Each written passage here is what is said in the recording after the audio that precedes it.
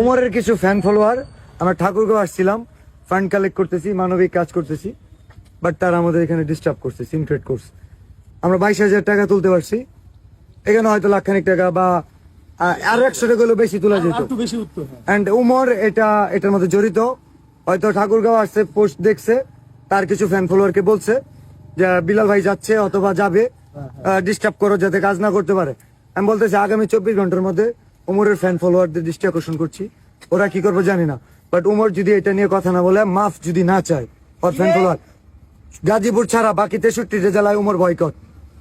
And এর পরবর্তীতে উমরের সাথে যদি কিছু হয়, থটস অফ বিলাল দায়ী না, কারণ থটস অফ বিলাল মানবিক কাজ করব, তার ফ্যান ফলোয়ার যদি এইসব কাজে বাধা দেয়, উমরের জন্য বাকি 63টা জেলা আমি বন্ধ করে দিতে পারবো। এটা লাস্ট ওয়ার্নিং উমর, এটা তোমার জন্য লাস্ট ওয়ার্নিং। বাকি 63 জেলা তুমি পা রাখতে পারবে না।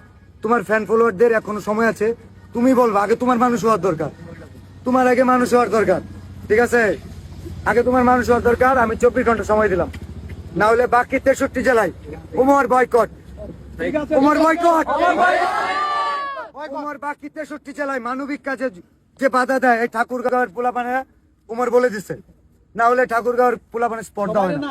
আমাদের সাথে কথা বলতে একজন যদি বলে আমার যদি কোনো ফ্যান ফলোয়ার মানবিক কাজে বাধা দেয়, সেটার দায় আমার নিতে হবে। উমর 24 ঘন্টার মধ্যে মাফ চাইবে তার ফ্যান ফলোয়ার ঠাকুরগাঁওয়ের যে ঘটনা হয়েছে